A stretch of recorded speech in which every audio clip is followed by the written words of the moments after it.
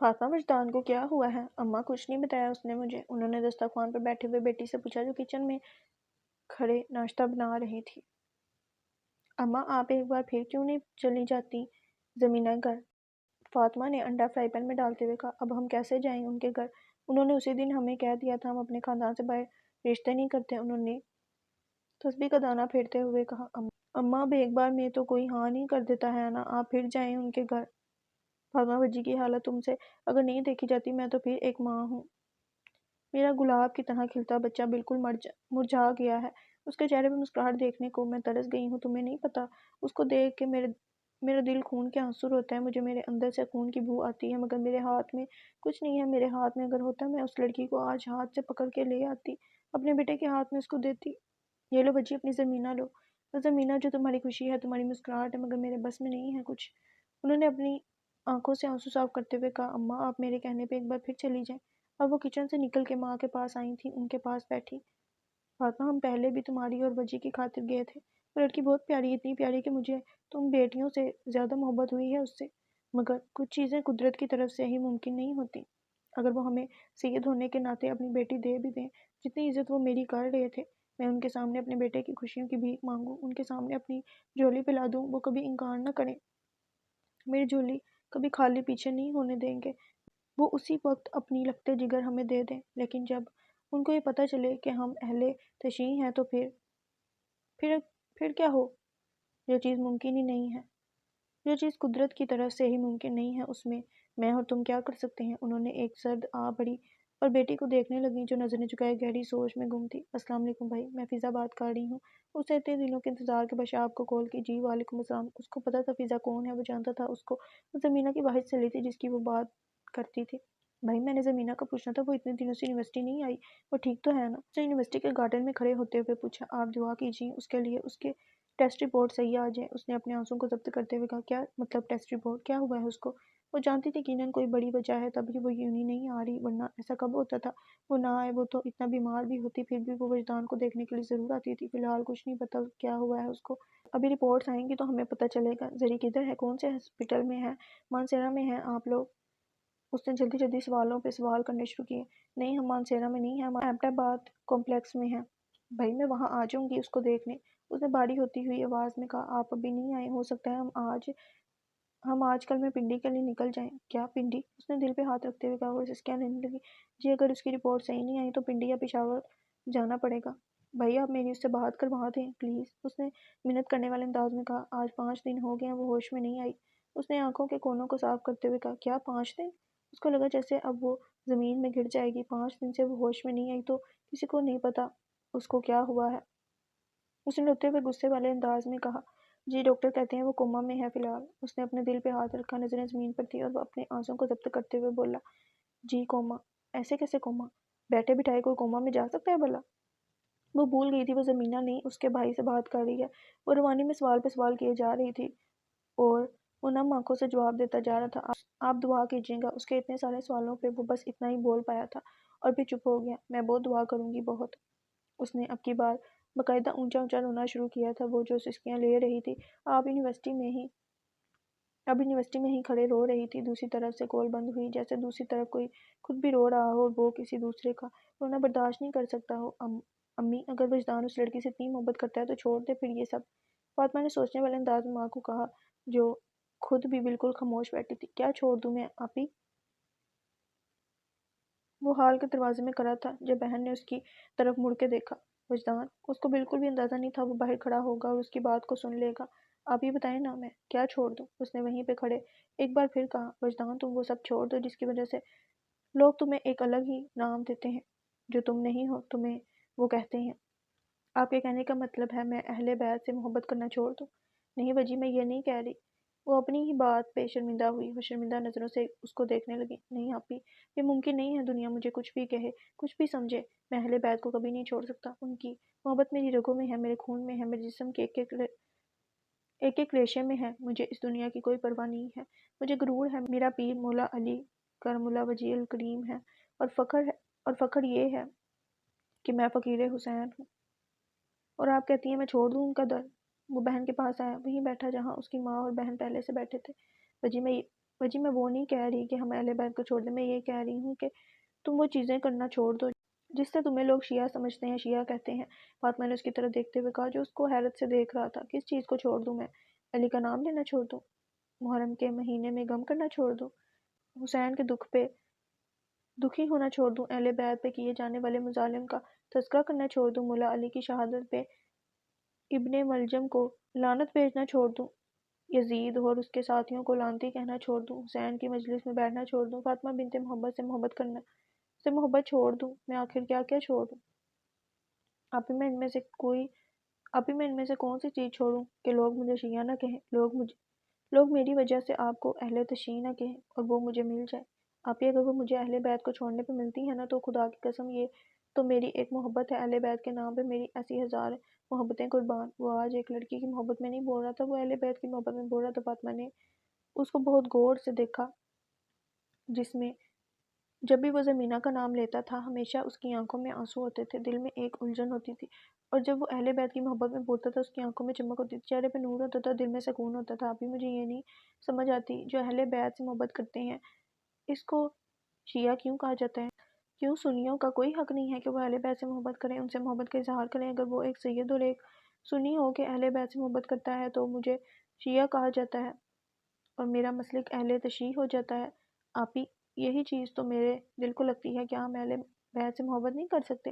ابھی میں بھی امام شافعی رحمۃ اللہ علیہ کے طرح لوگوں کو صرف ایک ہی بات کہتا ہوں، اگر اہل بیت کی محبت رافضیت ہے تو مجھ سے برا کوئی رافضی نہیں، یعنی شیعہ امام شافعی جو انہوں نے کہا میں بھی وہی کہتا ہوں۔ اگر اہل بیت کی محبت سے میں شیعہ ہو جاتا ہوں تو اللہ رب العزت کی قسم مجھ سے بڑا کوئی شیعہ نہیں۔ وہ جب بھی اہل بیت کی محبت میں بولتا تھا وہ نہیں دیکھتا تھا سامنے کون بیٹھا ہے، وہ محبت سے عقیدت سے بولتا چلا جاتا تھا۔ اب بھی اہل بیت سے محبت کرنا عقیدہ اہل سنت ہے۔ وہ شخص اہل سنت نہیں جس کا دل محبت و مودیت اہل بیت سے خالی ہے، اس کے اندر خارجیت نے ڈیرا ڈال رکھا ہے۔ اہل سنت کی شناخت حب تکریم صحابہ و اہل بیت رضی اللہ تعالیٰ عنہ ہے۔ یہ دونوں شاخیں مل کر حب رسول صلی اللہ علیہ وسلم بنتی ہیں۔ محبت رسول اللہ صلی اللہ علیہ وسلم محبت اہل بیت کے بغیر کوئی معنی نہیں رکھتی۔ وہ شخص جھوٹا ہے جو حضور صلی اللہ علیہ وسلم کی محبت کا دعویٰ تو کرتا ہے مگر اس کا دل محبت اہل بیت سے خالی ہے۔ یہ میں نہیں کہہ رہا بلکہ 1400 سال کی تاریخ اسلام ہمارے کل ائمہ کا طریق مسلک و مشروع اہل بیت اتحاد محبت میں یہی رہا ہے۔ اہل سنت کی چاروں ائمہ فقہ امام عظیم ابو حنیفہ، سیدنا امام مالک، حضرت امام شافعی، حضرت امام احمد بن حنیب رحمۃ اللہ علیہ کا مسلک بھی یہی ہے۔ وہ شخص جو محبت و مودیت اہل بیت میں کم ہے، کمزور ہے یا ناقص ہے، وہ نہ حنفی ہے، نہ مالکی ہے، نہ شافعی ہے اور نہ حنبلی ہے۔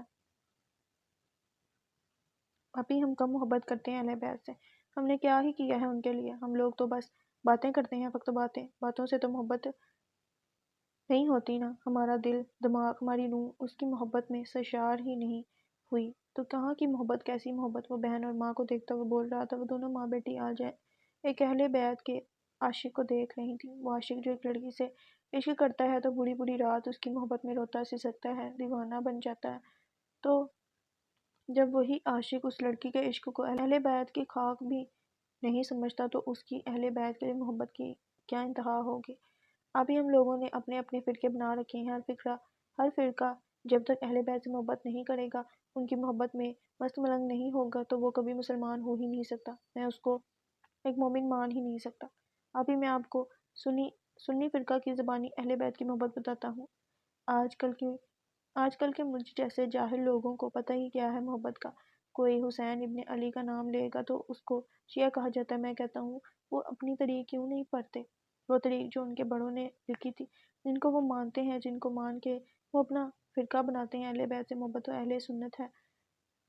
میں آپ کو اہل سنت کا ہی کچھ اماموں کا بتاتا ہوں جنہوں نے کس قدر اہل بیت سے محبت کی ہے۔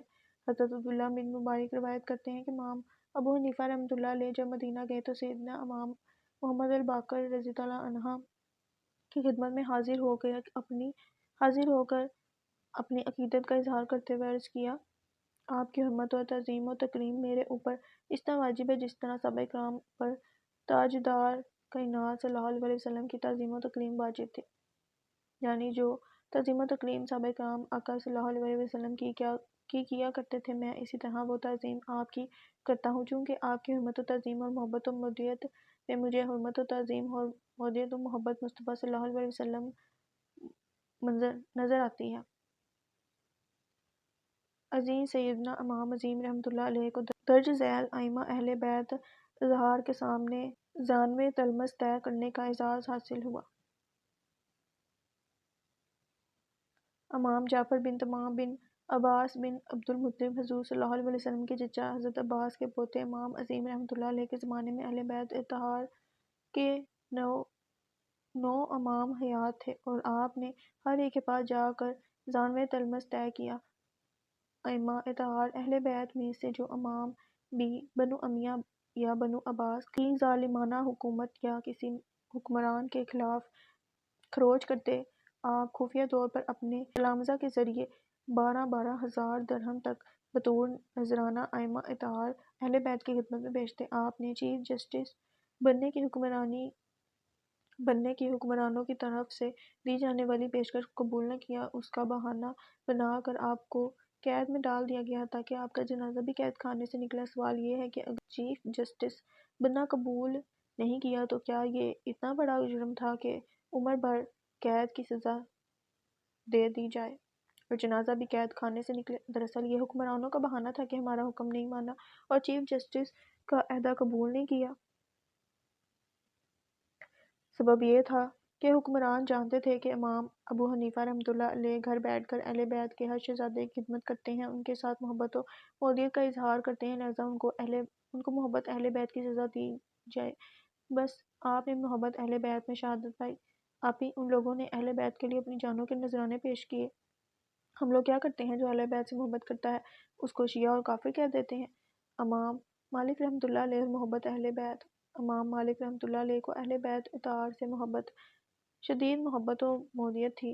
حضرت امام جعفر الصادق رضی اللہ عنہ جیسی ہستیوں کے پاس اگر کوئی مسئلہ پوچھنے جاتا تو فرماتے مالک کے پاس چلے جاؤ، اہل بیت کا علم اس کے پاس ہے.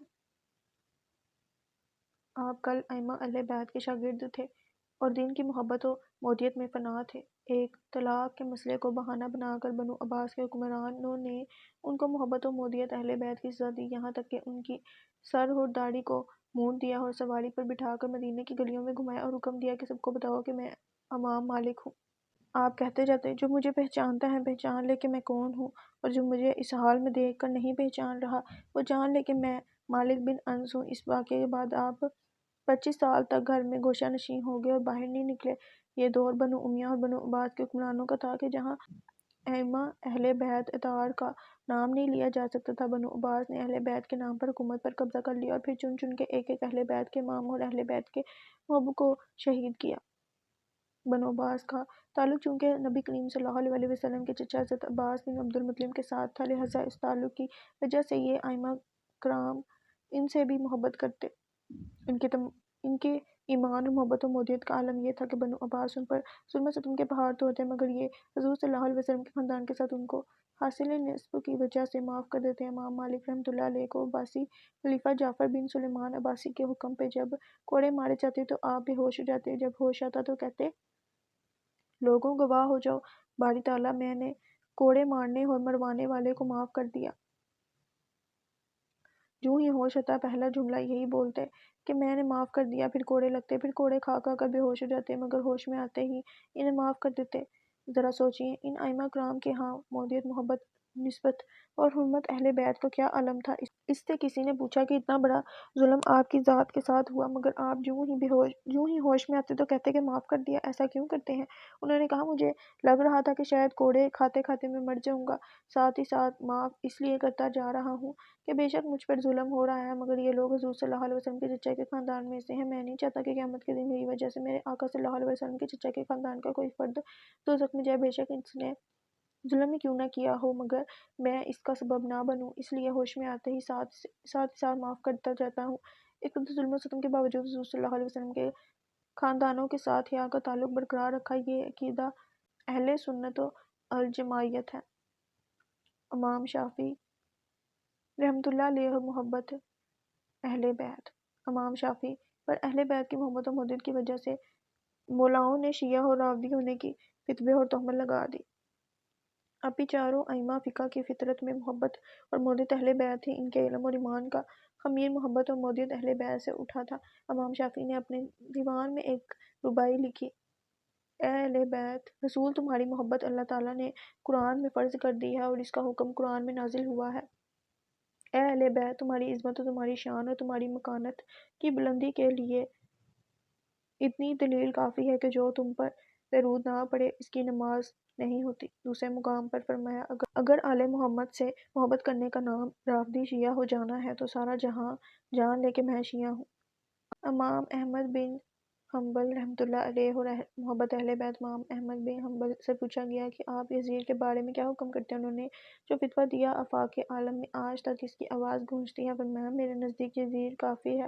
آپ کے صاحبزادے عبداللہ بن احمد بن حنبل نے اس کو روایت کیا اور کیسر کتب میں آج تک بلا اختلاف امام احمد بن حنبل کی تکفیر کا فتویٰ یزید پر آج تک قائم ہے۔ آپ کی مودت اور محبت بھی اہل بیت کے ساتھ لاجواب تھی۔ ان ساری باتوں کو کرنے کا مقصد یہ ہے کہ اگر آپ اہل سنت کہلاتے ہیں تو محبت و مودت اہل بیت سے گھبراتے کیوں ہیں؟ اس لیے کہ بعض خارجی الذہن لوگ، بعض فتنہ پرور شر پسند آپ کو شیعہ کہہ دیں گے۔ کسی کا شیعہ کہہ دینے سے کیا آپ شیعہ ہو جائیں گے؟ کوئی کسی کو کہہ دے کہ تم ہندو ہو جاؤ، ہندو ہوگے تو کیا صرف اتنا کہہ دینے سے وہ ہندو ہو جائے گا؟ کئی ہندو شعراء نے نعتیں لکھی ہیں، کوئی کہہ دے کہ وہ مسلمان ہوگے تو کیا اتنا کہنے سے وہ مسلمان ہوگے؟ یہ کچھ فتنہ پرور ملا ہے جن کا ایجنڈا خارجیت کو فروغ دینا ہے، جن کا ایجنڈا محبت و ادب رسول صلی اللہ علیہ وسلم اور محبت اہل بیت رضی اللہ تعالیٰ عنہ ختم کرنا ہے۔ اگر وہ اہل بیت کے ذکر و ذکر حسین کا طعنہ دیتے ہیں اور پروپیگنڈا کرتے ہیں کہ تم شیعہ ہوگے تو ان کے پروپیگنڈا پر لعنت ہوگی، قیامت کے دن مواخذہ ہوگا۔ کسی کے پروپیگنڈے سے ڈرنے کی ضرورت نہیں۔ کیا مصطفیٰ صلی اللہ علیہ وسلم کی محبت کے ساتھ محبت کی نسبت اور اہل بیت کے ساتھ تعلق کی پختگی میں ہمارا ایمان اتنا کمزور ہو گیا ہے کہ کسی کے پروپیگنڈا کے ڈر سے چپ کر کے بیٹھ جائیں اور مصطفیٰ صلی اللہ علیہ وسلم کی اولاد کے ذکر کو چھوڑ دیں؟ جب امام مالک نے کوڑے کھا کر ان کی محبت کی راہ نہیں چھوڑی، امام عظیم کا جنازہ جیل سے اٹھا مگر مودت نہیں چھوڑی، امام شافعی پر رافضی شیعہ ہونے کی تہمت لگی مگر مودت نہیں چھوڑی، امام احمد بن حنبل نے کوڑے کھائے، فتویٰ دیا، محبت نہیں چھوڑی، تو پھر ہم کیوں اہل سنت و الجماعیت کا اپنا طریق چھوڑتے ہیں؟ کالولیا، ابدال، کتب گوس اور ولی محبت و مودت اہل بیت میں ڈوبا ہوا تھا۔ کوئی ولی مرتبہ ولایت کو نہیں پہنچتا جب تک اس کی ولایت کو سیدہ کائنات فاطمہ الزہرا رضی اللہ عنہا کی توثیق نہیں ملتی۔ کوئی ولی شان ولایت کو نہیں پاتا جب تک مولا علی شیر خدا کی مہر نہیں لگتی، کیونکہ وہ فاتح الولایت اور امام ولایت ہے۔ سلسلہ قادریہ بھی آگے چل کر امام علی رضا کے ساتھ ملتا ہے۔ امام معروف کھرجی امام علی رضا کے ہاتھ پر توبہ کر کے ان کے مرید اور خلیفہ ہوئے تھے۔ یہ طریق ولایت امام ائمہ طار اہل بیت کے ذریعے امام علی رضا اور امام موسیٰ کاظم سے ہوتا ہوا امام جعفر صادق تک جاتا ہے۔ الغرض ولایت حضرت فاطمہ الزہرا رضی اللہ عنہا کے گھر کی خیرات ہے۔ اگر آپ طعنوں سے ڈرتے ہیں تو پھر آپ اہل سنت و الجماعیت نہیں ہیں۔ محبت اور مودت اہل بیت کو اپنے اندر زندہ کریں۔ یہ صرف اہل تشیع کا شعار نہیں بلکہ یہ اہل سنت کا بھی ایمان ہے، کل امت کا ایمان ہے۔ کوئی بھی مکتب فکر ہو، خواہ شیعہ ہو یا سنی ہو، جس کی نسبت تاجدار کائنات صلی اللہ علیہ وسلم کے ساتھ ہے، جو صحابہ ایمان ہے، وہ آقا صلی اللہ علیہ وسلم کی اہل بیت کے ساتھ محبت کیے بغیر مومن رہ ہی نہیں سکتا۔ اور آپ کہتی ہیں کہ میں چھوڑ دوں یہ سب؟ اس نے اپنی بات مکمل کرتے ہی بہن کی طرف ایک دکھ سے، ایک تکلیف سے دیکھا جو ندامت سے آنسو بہا رہی تھی۔ ایک اور بات آپی جو کہتے ہیں ماتم حرام ہے، ماتم نہیں کرنا چاہیے، میں بھی کہتا ہوں ماتم نہیں کرنا چاہیے، وہ شہید ہیں، وہ زندہ ہیں۔ ماتم تو مرے ہوئوں کا ہوتا ہے، زندہ لوگوں کا کم ماتم ہوتا ہے۔ لیکن آپی اگر امام حسین کے غم میں، ان کی تکلیف پہ، ان کے دکھ پہ، ان کی اولاد کتنی بے رحمی پہ مارے جانے پہ میں روتا ہوں، اس ظلم پہ روتا ہوں۔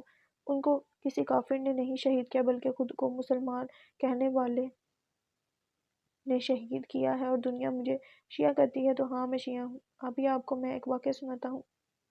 ایک بار حضور صلی اللہ علیہ وسلم کمرے میں تشریف فرما تھے، آپ نے اما المومنین حضرت سلمہ رضی اللہ عنہا کو فرمایا دروازے پر کھڑی ہو جاؤ، آج مجھ سے ایک ایسا فرشتہ ملنے کو آ رہا ہے جو پہلے کبھی نہیں آیا۔ آپ فوراً گئی اور دروازے پہ کھڑی ہو گئی، اتنے میں امام حسین علیہ السلام کھیلتے کھیلتے اندر آئے اور اس کمرے میں چلے گئے جہاں حضور ایک دست تشریف فرما تھے۔ تھوڑی دیر بعد حضور کے رونے کی آواز آئی، زور سے رونے کی آواز آئی۔ حضرت ام سلمہ حضور پر نور کے رونے کی آواز بھاگتی بھاگتی اندر گئیں۔ آپ نے دیکھا حضور نے امام حسین کو اپنے سینے سے لگایا ہوا ہے، ہزاروں کے تار پھوٹ پھوٹ کے روئے جا رہے ہیں۔ آپ گھبرا گئی، فوراً عرض کی میرے ماں باپ آپ پہ قربان، آپ کیوں رو رہے ہیں؟ آپ نے فرمایا یہ جو فرشتہ آیا تھا اس نے مجھے بتایا میرے اس بچے کو میری امت قتل کر دے گی۔ فرشتے نے مجھے وہ زمین دکھائی ہے جہاں اس کا خون گرے گا، مجھے وہ مٹی دکھائی ہے۔ جب حضور پر نور روتے ہیں تو بتاؤ ہماری جان اتنی سخت کیسے ہو سکتی ہے کہ ہم اس دن پہ اپنا دل پتھر کا کر لیں۔ آپ ایک اور واقعہ بتاتا ہوں میں آپ کو۔ امام زین العابدین پوری رات رویا کرتے تھے۔ ایک دن ان کے خادم نے پوچھا حضور آپ ساری رات کیوں روتے ہیں، سوتے ہی نہیں؟ اس کی اس بات پر آپ پھر رونے لگے۔ آپ نے عرض کی یعقوب علیہ السلام کا یوسف گم ہوا ہے، وہ مل بھی گیا ہے۔ یعقوب علیہ السلام ایک بیٹے کی جدائی میں 40 سال روتے رہے، اتنا کہ ان کی آنکھوں کی بینائی چلی گئی۔ میں نے ان آنکھوں سے سارے گھر کو ذبح ہوتے دیکھا تھا، تو کیسے نیند آ جائے مجھے، کیسے سو جاؤں میں؟